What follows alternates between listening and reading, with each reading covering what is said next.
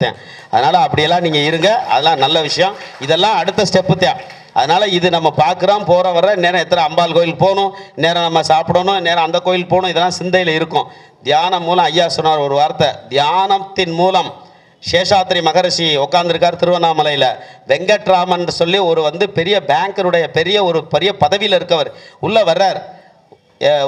எப்போ வர்றார்? திங்கக்கிழமை காலையில் வர்றார். மகான்கள்லாம் உள்ள கோயிலுக்குள்ளே போனதில்லை, உள்ளே வர்றார். டே என்னடா வெங்கட்ராமா, நான் ஒருத்தர் உட்காந்துருக்கேன் குட்டிச்சவர் மாதிரி, பார்த்துட்டு பேசாமல் போறியே. தன்னையே தாழ்த்தி கொள்வார்கள் சேஷாத்ரி சுவாமிகள், மகான்கள், ரமண மகரிஷி. இந்த உலகத்தில் இவங்களெல்லாம் நம்ம வணங்கணும். நான் ஏகாதேசிக்கு மாதம் 21 ஐயரோடு போகிறேன் திருப்பதிக்கு. ஆனால் உள்ள கருவறைக்கு சாமி விட மாட்டேன் கூப்பிட்டாலும். ஏன்னு கேட்டால் மகான்கள் போய் ரமணர்கிட்ட இருப்பான், அங்கே இருப்பான், குங்கணச்சித்தட்ட இருப்பான், யாகத்தை பண்ணி முடிப்பான், ஓடியாந்துடும். மகான்கள் மூலம் இந்த உலகத்திற்கு வழிகாட்டி அடியாருக்கு அடியேன்னு சொல்கிறார் சுந்தரர். அதே மாதிரி மகான்கள் அத்தனை பேருமே தன்னை தாழ்த்தி கொண்டார்கள். இந்த உலகத்திற்காக நம்ம எதுக்காக வந்தோம்னு சொல்லி அவங்க அத்தனுடைய புண்ணியத்தை நம்ம கொடுக்குறார்.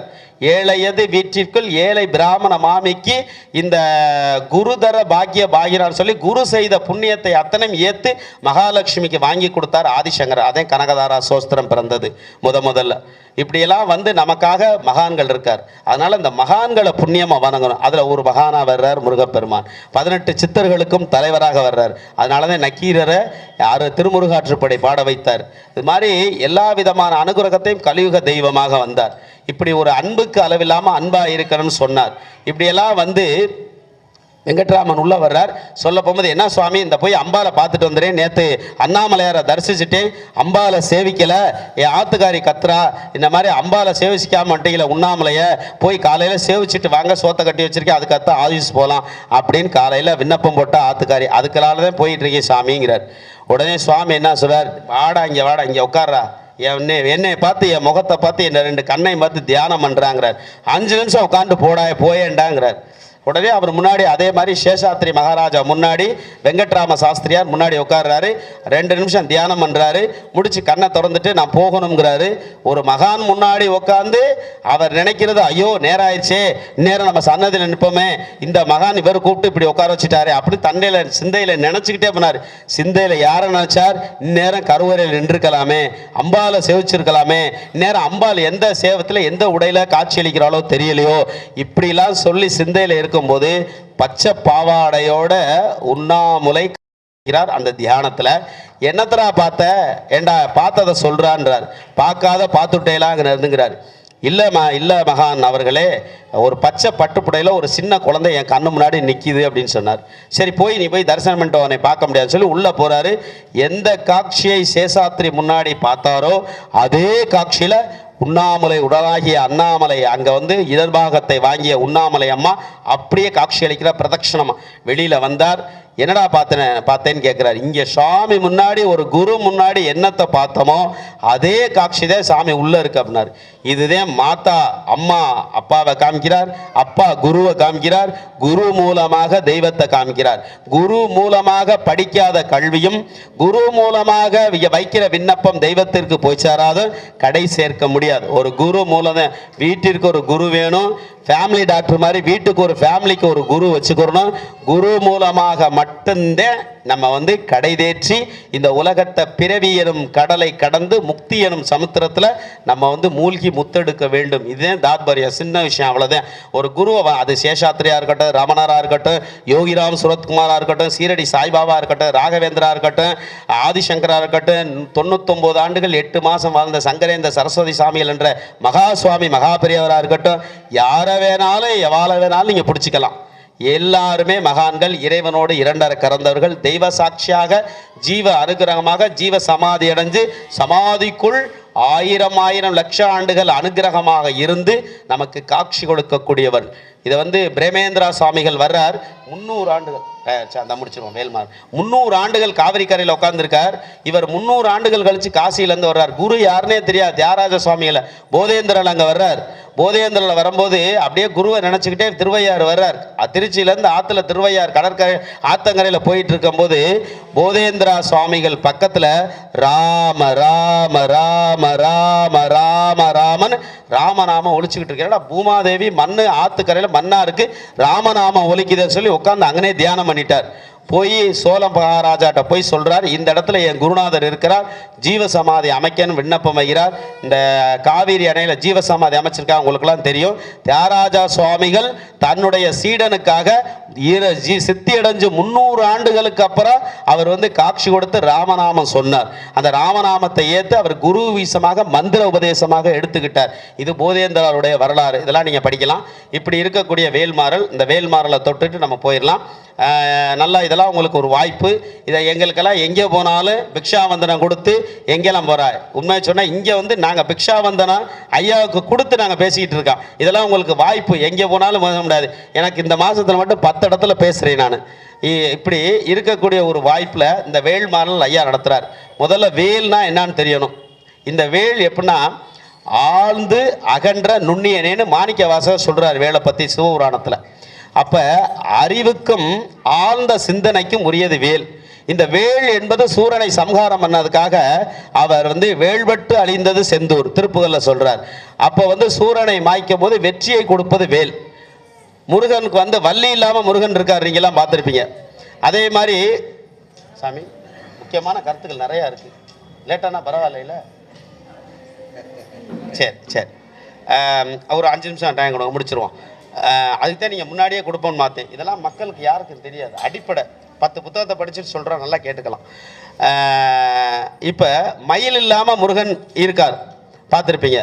வள்ளி இல்லாமல் முருகன் இருக்கார், தெய்வானை இல்லாமல் முருகன் இருக்கார். அதே மாதிரி முருகன் இல்லாத வேல் இருக்குது எல்லா இடத்துலையும். வேல் இல்லாத முருகன் எங்கேயாவது இருக்காரா சொல்லுங்க பார்ப்போம். இதுதான் வேல் வழிபாடு. வேலுக்கு அவ்வளவு மகிமை. அந்த வேல் இருந்துச்சுன்னா சக்தி வேல் முருகன். முருகன் மட்டும் இருந்தால் சூரனை ஜெயிக்க முடியலை. இதுக்காக தேவலோகத்தில் ஒரு சர்ச்சை நடந்துச்சு. நடக்கும் போதே முருகன் மட்டும் போருக்கு போனால் சூரனை மாய்க்க முடியாது. அம்பாள் என்ற சொரூபமாக சிக்கலில் பார்வதி பரமேஸ்வரி மூலமாக சக்திவேல் என்ற ஒரு வேல் கொடுக்கப்பட்டு சிக்கலில் வேல் வாங்கி செந்தூரில் சமன் செய்தால் மட்டும்தான் சூரனை மாய்க்க முடியும். அதனால இந்த வேலுக்கு அவ்வளவு வெற்றி. அதனால வேலை பற்றி இன்னும் 3 மணி நேரம் நான் பேசுவேன், ஆனால் டைம் இல்லைங்கிறாங்க. இன்னும் நிறையா கருத்துக்கள் இதை பற்றி பேசுகிறதுக்கு ஆளே இல்லை. நடக்குது, எல்லாம் போகுது. அதுக்கு ஒரு தனியாக சொற்பொழிவு நானே வைக்கிறேன், நீங்கள்லாம் வாங்க. அப்போ என்னன்னா முருகன் எல்லா வல்லமையும் கொடுப்பார். அது கொடுக்கக்கூடிய பாக்கியந்தே. ஒரே ஒரு கருத்தை முடிச்சிடுறேன். ஒருத்தருக்கு பணம் கொடுக்குறார், ஒரு 1 லட்ச ரூபா கொடுக்குறாருன்னு வச்சுக்கோங்க. கொடுத்துட்டு அப்பா நான் 1 மாதத்தில் கொடுத்துறேன்னு எழுதி வாங்கிக்கிறார். எழுதி வாங்கிட்டு சரின்னு சொல்லிட்டு அந்த பேப்பரை வாங்கி மடிச்சுட்டு 1 லட்ச ரூபாய் கொடுத்துட்றாரு. அடுத்து 1 மாதம் கழிச்சு கேட்குறா, சாமி ஒரு 3 மாதம் கொடுங்க, தொழிலில் கொஞ்சம் நஷ்டம் ஏற்படுத்த அடமலை பெஞ்சிச்சுங்கிறார். 3 மாதம் கழிச்சு போகிறார். சாமி ஆற்றுல தண்ணி வரணும், விவசாயம் பண்ணிட்டு நான் 3 மாதம் கழிச்சு தரேன்னு. இப்படி 6 மாதம் ஆயிடுச்சு. அதுக்கடுத்து 6 மாதம் கழிச்சு போய் கேட்குறாரு, என்னப்பா நீ தான் 1 மாதத்தில் எழுதி கொடுத்தா 6 மாதம் ஆயிடுச்சு. சாமி இன்னும் ஒரு 3 மாதம் கொடுங்க, விளைச்சலாகி பயிராகி போய் போட்டுட்டு தர்றோங்கிறார். 9 மாதங்கள் ஆயிடுச்சு. அதுக்கடுத்து என்ன செய்கிறாரு, இன்னொரு 3 மாதம் கேட்குறாரு. அது வேறு கடனுக்கு ஆகி போச்சு, விளைச்சல்ல எதுவும் இல்லை, விவசாயி கூலிக்கு கூட வரல, முடிஞ்சு வச்சு. வாங்கி ஏதாவது விற்று தந்துடுன்னு சொல்லி 1 ஆண்டுகள் ஆயிடுச்சு. 1 ஆண்டுகள் ஆன உடனே இது அவர் வாங்கின காசே மறந்துடுறாரு. இது முருகனுக்காக அடிப்படை கதை ஒரு மகான் சொன்னது ஒரு புத்தகத்தில். இப்படி போய் 1 வருஷம் ஆயிடுச்சு. அந்த 1 வருஷம் கழித்து மறந்துடுறாரு. அப்படியா சாமி வாங்கினா ஞாபகம் இருக்கும் பார்க்குறேங்கிறார். இவர் கொடுத்தவரை 2 பேருமே நம்மளை மாதிரி ஒரு ஆன்மீகவாதிகள். போய் என்ன செய்கிறாரு, அப்போ இப்படி போய் ஒரு இடத்துல போய் திருவாசக தேவாரம் படிச்சுக்கிட்டு இருக்கும்போது என்னோட படித்த ஒரு அட்வொகேட் ஜட்ஜாக இருக்கார், சேகர்னு இருக்கார், அவரை போய் பாருன்னு சொல்கிறாங்க. அப்போ போய் பார்க்குறாரு. அவர் முருகன் பூபதி அவர் பேர். இதை போய் கொடுக்குறாரு. இந்த நான் அந்த மாதிரி கொடுத்தே வரலன்னு. அப்போ எழுதி வாங்கியிருக்கேன்னு கேட்குறாரு. எழுதி வாங்கியிருக்கேன் சாமி, நாளை கொண்டாடுங்கிறார். எழுதி வாங்கியிருந்தால் நிச்சயமாக அந்த காசை வாங்கிடலாம், சொத்து இருக்குது கவலைப்படாதேன்னு சொல்லி அந்த சீட்டை எடுத்துகிட்டு வாங்குறாரு. நாளைக்கு எடுத்துகிட்டு போகிற இதே சீட்டு, சாமி வாங்கிடலாமா? உறுதியாக வாங்கிடலாம்ப்பா, சீட்டை கையில் வச்சிருக்கல, எழுதி வாங்கியிருக்கல, இதெல்லாம் இருக்குல்ல, சொத்து இருக்குல்ல, உறுதியாக 100% தெய்வ சாட்சியாக நான் வாங்கி தர்றேன் அப்படின்னு சொல்லிட்டு சீட்டை கையில் வச்சுக்கிறாரு. இந்த அண்ணன் சரிப்பா நாளைக்கு எல்லாமே உங்களுக்கு ஆர்னிஷர் ஃபார்ம் பீம் எல்லாமே போட்டு எல்லாம் பண்ணி நம்ம அந்த வக்கீல் நோட்டீஸ் அனுப்பி அதெல்லாம் வக்காலத்தெல்லாம் வாங்கி அந்த ஃபார்மாலிட்டிஸ்லாம் பண்ணிடுவோங்கிறார். அப்போ பண்ணிவிட்டு எந்த மத்ததில் எத்தனாம் தேதின்னு சொல்லி பார்க்குறாரு. பார்த்துட்டு முடிச்சோன்னா இந்த சீட்டை வச்சுக்கிட்டு யோசிச்சுட்டு, என்ன சாமி யோசிக்கிறீங்க, நீங்கள் தான் எல்லாமே பண்ணித்தர்றவங்களே யோசிக்கிறீங்களேங்கிறார். யோசிக்கிறேன்னு சொன்ன உடனேயே அவர் என்ன பண்ணிடுறாரு, அப்படியே வந்து பார்த்துக்கிட்டே இருக்காரு, யோசிக்கிறாரு. என்ன சாமி, முடியுமா முடியாதா, ரொம்ப என் நம்பிக்கையே கைவிட்டுட்டீங்களே, நீங்கள் பேசின 5 நிமிஷத்துக்கு பேசின பேச்சு இல்லை. இல்லைப்பா, எல்லாமே நீ எழுதி வாங்கியிருக்க, அக்ரிமெண்ட்லாம் எல்லாமே கரெக்டாக இருக்குது. ஆனால் இதை யார் எழுதுனுங்கிறத கையெழுத்தை காணாமப்பாங்கிறார். அப்போ கையெழுத்து இல்லாமல் என்ன செய்ய முடியும்? இதை யார் எழுது, நீ எழுதுனியா, இன்னொருத்தர் எழுதி கொண்டாந்தாரா என்னன்னு சைன் இல்லாமல் ஒப்பிட்டு பார்க்காம ஒன்றுமே செய்ய முடியாது. இந்த சைனை ஒப்பிட்டு பார்த்துட்டேன் சுந்தரருடைய வரலாறே தொடங்குது. பாட்டை மட்டும் ஆமாம், சைன் இல்லை, ஒன்றுமே பண்ண முடியாதுங்கிறார். இதைத்தான் வந்து பிரம்மசூத்திரத்தில் பிரம்மனுக்கு சூத்திரம் தெரிஞ்சு முருகப்பெருமான் இருக்குது. இதை பார்த்தாரு, நம்மளுடைய அத்தனை கர்மாக்களையும் பக்கம் பக்கமாக பிரம்மன் எழுதுவாராம். எழுதி கையெழுத்து போட்டு நம்மளை இந்த பூமிக்கு அனுப்புவாராம் பிரம்மன். அதான் எழுதுறாரு, வேல் அழிந்தது பட்டது செந்தூர்ல, இந்த அயன் எழுதியது கையெழுத்து மாறியது பிரம்மனுடைய அனுகிரகத்தால் திருப்புகள்ல முருகனே சொல்றாராம். அப்போ என்ன செய்கிறாரு, அத்தனை 40 ஒக்க நோட்டு, 2 குய நோட்டு, 1 குய நோட்டில் ஒவ்வொருத்தருக்கும் எழுதி கொண்டாந்ததை இது மாதிரி பார்த்தாரா முருகன். நீங்கள் முருக பக்தராக இருந்து இந்த வேல்மாறல் மாநாடெல்லாம் வரும்போது அவர் பார்த்துட்டு என்ன செய்கிறாராம், வேற ஒன்றுமே இல்லையா, திருப்புகழை படிச்சுட்டு முருகப்பெருமான் என்னுடைய புகழை நீ பாடுங்கிறார். நேராத வழியெல்லாம் சென்று நெருஞ்சிமுள் குத்தி சிவபெருமானால் திருவண்ணாமலையில் கைவிடப்பட்டு முருகப்பெருமானால் 2 கரங்களை ஏந்தி நான் இருக்கேன் அப்படின்னு சொல்லி யாம் இருக்க பயம் ஏன்னு சொன்னது அருணகிரி பெருமானுக்கு. 2 கைகள் தாங்கிக்கிறார். தாங்கிட்டு அருணகிரி, இந்த உலகத்தில் துர்மரணம் என்பது பாக்கியசாலி கொடுக்காது. மேலையும் போக முடியாது, கீழையும் வர முடியாது. பூமியில் அந்தரத்தில் ஊசலாடி மோட்சம் இல்லாமல் எத்தனை மோட்ச தீபம் ஏற்றினாலும் ஆத்மா சாந்தி அடையாது. இந்த உலகத்தில் மரணம் என்பது வாழ்வதற்கு வாழ்வாகாது. அதனால இந்த வாழ்க்கை எடுக்க வேணாம் சொல்லிட்டு நேராத வழியிலே தான் நான் செஞ்சுட்டேனே, நான் இருக்கக்கூடாதுன்னு சொல்லி கோபுரத்தில் இருக்கும்போது தாங்கி பிடிக்கிறார். இந்த உலகத்தில் எல்லா தவறுகள் செய்தாலும் கர்மாவினைகள் இருந்தாலும் கலியுகத்தில் கர்மாவை கழித்து கண்ணீரை துடைத்து கலங்கமில்லா வாழ்க்கையை கழித்து கலங்கரை விளக்கத்தை கொடுப்பவர் கலியுகத்தினுடைய கடவுள், கருணையினுடைய வருகம், கருணாமூர்த்தி கந்த கடவுள் மட்டுமே அப்படின்னு சொல்லி இந்த உலகத்தில் இருக்காங்க. அதனால தான் அவர் என்ன சார், இப்படி நீ முருகனை வணங்கிட்டீங்கன்னா இது மாதிரி வேல்மாறல் மாநாடு, கந்த சஷ்டி எல்லாத்தையும் கொண்டு போய் நீங்கள் படிச்சிட்டிங்கன்னா அவர் பார்ப்பாராம். அயன் எழுதிய எழுத்தை பார்த்துட்டு இதை போய் அருணகிரி பெருமான் சொன்னாராம், இந்த மாதிரி முகவரி இல்லாத கையெழுத்து இல்லாத கடிதம் எப்படி செல்லாதோ அது மாதிரி அயன் எழுத்தை உன் திருவடிபட்டு அழித்து அந்த கடிதத்திற்கு அனுகிரகம் இல்லாமல் செய்ய விடுவாயின்னு திருப்புகள்ல சொன்னாராம். முருகன் திருவடி எடுத்து அந்த கையெழுத்து மேலே வச்சாராம். அந்த அயன் எழுத்து தலையெழுத்து மாறுச்சான். அதனால பிரம்மனுக்கு கொட்டினார் தலையெழுத்தில் எல்லாமே கொட்டி அதை வந்து பார்க்குறா நம்ம. இது சூக்ஷ்மமான, இது உள்ளெழுத்து. அதனால முருகப்பெருமானை பிடிப்பதனால் நம்முடைய கர்மா ஒரு குருவாலதே அழிக்க முடியும் சொன்னோன்னே 18 சித்தர்களுக்கும் குருவாக முருகப்பெருமான் வருவார். குருவடி வதனில் திருவடி வைத்து திறமீது பொருளன மாடா வகைல்தான் மகிழ்ந்தற்கல்லி கோடாயுதத்தால் கொடுவினை கலந்து சொன்னவள் அவ்வை பாட்டி. கடைசி சிவனுக்கு அம்புட்டு பதிகம் படித்து ஒரு விநாயக பெருமான குருவா ஏற்றதுனாலதான், அவள் குருவடியை தலைவடியில் வச்சதுனாலதான் கொடுவினையை கோடாயுதத்தால் கலந்தாள். அதனால் குரு வேணும், குருவினுடைய அனுகிரகம் வேணும். குருவை பெற்றுக்கங்க, அந்த குருவினுடைய தலைவராக முருகனை பெற்றுக்கங்க. நம்ம வந்து திருவாசகத்தை, தேவாரத்தை, திருப்புகளை நிறையா படிக்கிறதுனால நிறையா புண்ணியம் வரும். இன்னைக்கு வந்து ரத சப்தமி, அதாவது வடக்கு நோக்கி வரக்கூடிய மோட்சத்தில் உத்தராயணத்தை பீஷ்மர் கேட்டு வாங்கினது போல நம்ம திருவாசகத்தில் படிக்கிறோம். அருணன் இந்திரன் திசை அணுகினன் இருள் போய் அகன்றது உதயம் நின் திருமுகத்தின் கருணையின் சூரியன் இளையல நயன கடிமலர் மலரட் மற்றும் அம்மல்லம் கண்ணாம் திருப்பெருந்துறை உரை சிவபெருமானே அருள்நிதி தரவரும் ஆனந்த மலையே அலைகடலே பள்ளி எழுந்தருள்வாயின். இதுக்கு பட்டு அலைகடல். அப்போ சிவபெருமானுடைய கருணையில் நாளைக்கு எழுந்தருள போகிறார். அதே இன்னைக்கு மலை. நான் சொல்லிகிட்டே வந்தேன் வரும்போது. நீங்கள் திருவாசகம் படிக்கிறேன், இதுக்கு தெரியுமா அர்த்தம்? திருவாசகம் படிக்கிறதுனுடைய காசிபமுனியருடைய 2 முட்டை நீங்கள் படிச்சுக்க மாட்டீங்க. அதே திருவாசகத்தை அம்பலவானனே ஆர்ப்பரித்து எழுந்து வரைந்து கொட்டி கொண்ட வரைந்த ஓவியம் எழுத்தாணி கொண்டு. திருவாசகம் இன்னும் காவியம். உணர்ந்து படிக்கணும், புரிந்து படிக்கணும், அறிந்து படிக்கணும், தெரிந்து படிக்கணும். கரைந்து கண்ணீர் மல்க கரைந்து உருகி பருகி நம்ம திருவாசகத்தை கையில் எடுக்கணும். எடுத்தீங்கன்னா தான் இதுக்கு அர்த்தம் புரியும். அப்போ இதுக்கு வந்து அவர் கருணையினால இன்னையோட அவர் சாபம் முடிஞ்சு. இந்த அருணன்கிறவர் யார் தெரியுமா? யாராவது சொல்லுங்க பாப்பா. அருணன்னா யாரு? நான் ஏற்கனவே நிறைய சொல்லியிருக்கேன் நம்ம ஆளுக்கலாம் கதை. அவர் எல்லாரும் சூரியன் சொல்றாங்க. அருணன்கிறது சூரியனுக்கு தேரோட்டியா சிவபெருமானே சேர்த்து விடுறாரு, நொண்டிக்காரன் ஆயிட்டார். அது பெரிய கதை, அதை பிடிச்சா 2 மணி நேரம் ஆகும், அது பிரதானம். அப்போ அவர் தேரோட்டியா தேரோட்டியெல்லாம் யூட்டன் போட்டு நிப்பாட்டுறார், திருப்புறதுக்கு வேகமாக போகணுங்கிறார் உத்தராயணத்துக்கு. தேரோட்டியா இருக்கிறவனுக்கு ஊனமுற்றவனை ஏற்ற மாட்டேன்னு வேலையை விட்டு நீக்கிறார்.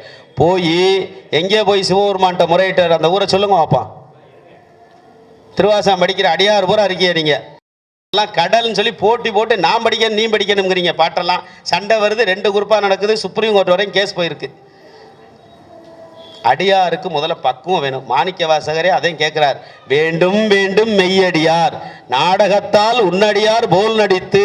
உண்மையான அடியாரை வாங்க, மெய்யடியாரை தேர்றின்னு சொல்லிட்டார். அவர் காலத்தில் கிபி 3ஆம் நூற்றாண்டில் இப்படியெல்லாம் இருக்குது. அப்போ திருமைச்சூரில் போய் அவர் போய் கத்துறார். திருமைச்சூர் லலிதாம்பிகை கோயில் இருக்குது, அங்கே சிவபெருமான் இருப்பார். இருக்கும்போது சுவாமிக்கும் அம்பாளுக்கும் சாபம் ஏற்பட்டு 2 பேர் இருக்காங்க. அருணன் உள்ளே போகிறாரு. உள்ளே போய் சுவாமி நீங்கள் இதே சேர்த்து விட்டீங்க, நொண்டி பயலுக்கெல்லாம் இனிமேல் வேலைக்கு இடம் இல்லைன்னு சொல்லிட்டாரு, என்னை ஊனமுற்றோன்னு சொல்லிட்டாரு, அதனால தான் கவர்மெண்ட் மாற்றுத்திறனாளிகள்னு சொல்கிறாங்க.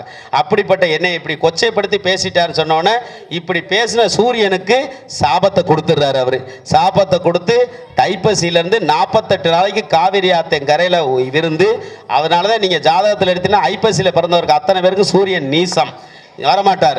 இப்போ அதனுடைய அனுகிரகம் ரத சப்தமி ஆகி யூட்டர்ன் போட்டு சூரியனுக்கு அனுகிரகம் பிடிச்சு அம்பாள்கிட்ட கேட்குறார். அவன் சாபம் நீக்கிறக்காக வந்திருக்கேன், அதனால நீ ஒன்றும் சொல்லிடாதுன்னு சொல்லி அம்பாள் அப்படி தாடையில் அப்படி வைக்கிறார். இன்னும் அந்த தழும்பு இருக்குது. நான் போய் அபிஷேகம் பண்ணி பார்த்தீங்கன்னா அம்பாளுக்கு சிவபெருமான் கைத்தடம் பட்ட அந்த தழும்பு இருக்கும். பாவம் இவ்வளோ நாள் சாபத்தை கழித்து சூரியன் இப்போத்தே வந்திருக்கேன் அப்படின்ற கதையை வச்சுட்டே இந்த திருப்பள்ளி இலச்சியில் 2வது பாடலில் அவர் பாடுறார் சிவபெருமான். இப்பெல்லாம் நிறையா இருக்குது. குருவை பிடிச்சிக்கங்க, குருவினுடைய வழியில் வாங்க.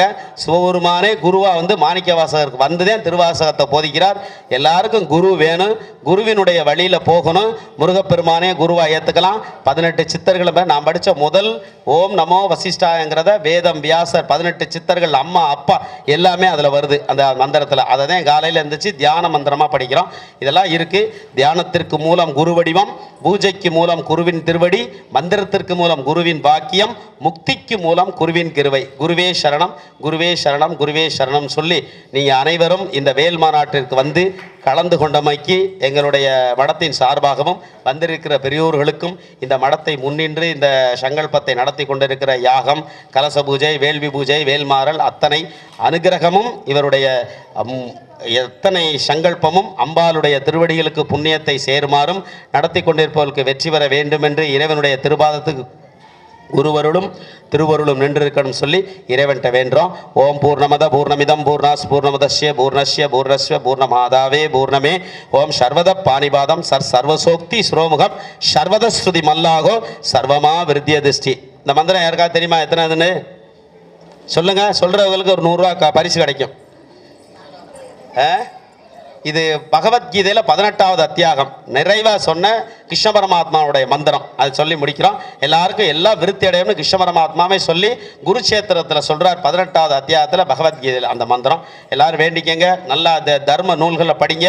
அவர் சொன்ன மாதிரி நம்ம நாட்டில் இருக்கக்கூடிய சித்தர்கள் 63 நாயன்மார்கள் வாழ்வாதாரத்திற்கு இருக்க வாழ்வினை இந்த உலகத்திற்கு போதிக்கின்றது 63 நாயன்மார்களுடைய பெரிய புராணம். இறைவனுடைய அத்தனை புகழையும் சொல்வது சிறிய புராணம், அடியாருடைய புகழை சொல்வதும் பெரிய புராணம். அதனால பெரிய புராணத்தில் எல்லாரும் நாயன்மார்களை படிங்க. தேவாரம், திருவாசகம், 12 திருமுறைகள், 18,394 பாடல்களை 12 திருமுறையும் படிங்க. வேதத்தை படிங்க, நல்ல ஒரு அனுகிரகத்தை படிங்க, தர்மகாரியம் செய்யுங்க, புண்ணியம் செய்யுங்க, குடும்பத்தையே ஒரு கோவிலாக கொண்டாடுங்க. விவேகானந்தர் சொன்னது போல நம்ம குடும்பத்தினுடைய கோயில் ஒவ்வொருடைய குடும்ப வீட்டினுடைய கருவறை எங்கே இருக்குது? பூஜை அறையில் தான் இருக்குது. எல்லாமே விளக்கேற்றி கொண்டாடுங்க. மகாலட்சுமி அம்பிகையை வேண்டுங்க. வெள்ளிக்கிழமை மகாலட்சுமியை போட்டுருங்க. லக்ஷ்மி கடாட்சியத்தை பண்ணுங்க. மகாலட்சுமியினுடைய கடாட்சியம் வீட்டுக்குள்ளே வரும். அவதே மன்னாளும் தேவி, மகாவிஷ்ணுடைய மார்பில் அமர்ந்த தேவி, மங்களங்களை தருபவள், எல்லா அனுகிரகத்தையும் கொடுப்பவள் மகாலட்சுமி அம்பிகா. ஒரு அஷ்டகத்தை மட்டும் படித்து நிறைவாக மகாலட்சுமி மங்களம் உங்களுக்குலாம் இருக்குன்னு சொல்லி எல்லாரும் நல்லா பிரார்த்தனை படிங்க. ஓம் ஸ்கிரீம் கிரீம் க்ளீம் கமலே கமலாலய பிரசீத பிரசீத ஸ்கிரீம் கிரீம் கிரீம் சகல சௌபாகியம் தேகி தேகி. ஓம் ஸ்கிரீம் கிரீம் கிரீம் மகாவிஷ்ணு மகாலட்சுமியே நமோ நம ஸ்வாகா. ஓம் ஸ்க்ரீம் ஸ்க்ரீமிதி பிரயோஜனம் ஜபாதாம் தபாகியம் கிம் நாம துர்லமிகா திரிபுராதவாசே மாலா கிரீட மதவார்ணே மனனியே தான் சேவதே வசுமதே சுயமே லக்ஷ்மி. ஓம் நமஸ்தேஸ்து மகாமாயே ஸ்ரீ பீடேஸ்வர பூதிஷே சங்கு சக்கர கதாகஸ்தே மகாலட்சுமி நமோஸ்துதே. நமஸ்தே கருடேருட கோலாசுர பயங்கரி சர்வ பாபகரே தேவி மகாலட்சுமி நமோஸ்துதே. சர்வக்னே சர்வவரதே சர்வதுஷ்ட பயங்கரி சர்வதுக்ககரே தேவி மகாலட்சுமி நமோஸ்துதே. சித்திபுத்தி பிரதே தேவி புத்திமுக்தி பிரதாயினி மந்திரமூர்த்தே மகாதேவி மகாலட்சுமி நமோஸ்துதே. ஆதியந்தரகிதே தேவி ஆதியசக்தி மகேஸ்வரி யோகன்னே யோக சம்பூதே மகாலட்சுமி நமோஸ்துதே. ஸ்தூல சூக்ஷ்ம மகாரௌத்ர மகோசக்தி மகோதர மகாபாபகரே தேவி மகாலட்சுமி நமோஸ்துதே. பத்மாசனத்விதே தேவி பரபிரம்ம ஸ்வரூபிணி பரமேசி ஜெகன்மாதா மகாலட்சுமி நமோஸ்துதே. ஸ்வேதாம்பரதரே தேவி நானாலங்கார பூஜிதே சகஸ்துதி தேவி ஜெகன்மாதா மகாலட்சுமி நமோஸ்துதே. மகாலட்சுமி அஷ்டகம் தோத்ரம் எப்படேத் பக்திமான் நர சர்வசித்தி மவாப்னோதி ராஜ்யம் பிராப்னோதி சர்வதா ஏககாலம் படே நித்யம் மகாபாப விநாசனம் திவிகாலம் எப்படே நித்யம் தன தானிய சமன்வித திரிகாலம் எப்படே நித்யம் மகாசத்ரு விநாசனம். மகாலட்சுமி பவே நித்யம் பிரசன்ன வரத சுபா. பங்கயம்போல் அரவு மீது அமர்ந்த பரந்தாமன் அனுதினமும் பரவி நிற்கும் தேவி மங்களங்கள் பொங்க அருள் செய்து வருவதாலே மங்கையர்கள் போற்றுகின்ற மகாலட்சுமி நீயே. செங்கமல பூவினிலே வந்து உதித்த தாயே செல்வமெல்லாம் எங்களுக்கு அள்ளித் தருபவளும் நீயே. அங்கமெல்லாம் புல்லரிக்க உன்னை தொழுவதாலே அளவில்லா செல்வம் கோடி தந்தருள்வாரே. எல்லாரும் எல்லா வளமும் பெற்று சொல்ற மாதிரி எல்லாரும் தீர்க்காயுசா தீர்க்க சிரஞ்சீவியா இருக்கணும். எல்லாருக்கும் ஒரு வாழ்த்தோட நிறைவு பண்ணுவார். ருணத்திரேகர சூஸ்ம சகல சுகாதி பூமான் அபஸ்மாரே ஹரஸ்மர்த்தா சுருதிகாத சம்ருதுர்மிணி ஊர்ஜவா ஊர்ஜிகோதர ஊர்ஜித ஊர்ஜித சாசனருசி தேவகன சுதையோ ருணத்திரய விமோச்சன வியாழரூபே குகவாசி கிரகமாலி தரங்கவித் திரிதகச காலத்திற் கர்ம சர்வபந்த விமோச்சனாய மங்கலம். இது வேற யாரும் பாடல, திருவாரூரோட ருண விமோச்சன சிவன் இருப்பார். சிவனே சிவனுக்காக நம்ம மக்களுக்காக பாடிய தோத்திரம். கர்மா போகணும், முதல்ல நம்மளுக்கு கிடைக்க வேண்டிய பொருள் அத்தனையும் கிடைக்கணும். ஹரஹர சங்கர ஜெய ஜெய சங்கர காஞ்சி சங்கர காமாட்சி சங்கராய மங்கலம். குருவே சரணம் குருவே சரணம். குருவின் திருவடிக்கு பாத நமஸ்காரம்.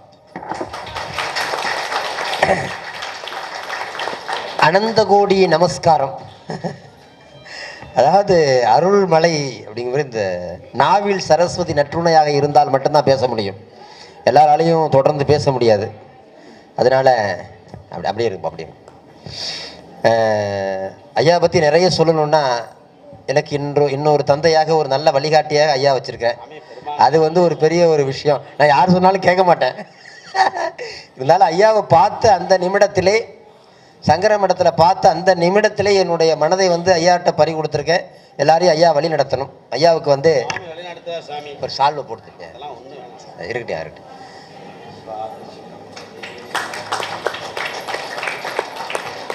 என்ன வேல்மாறல் முடியல, அதனால எல்லாரும்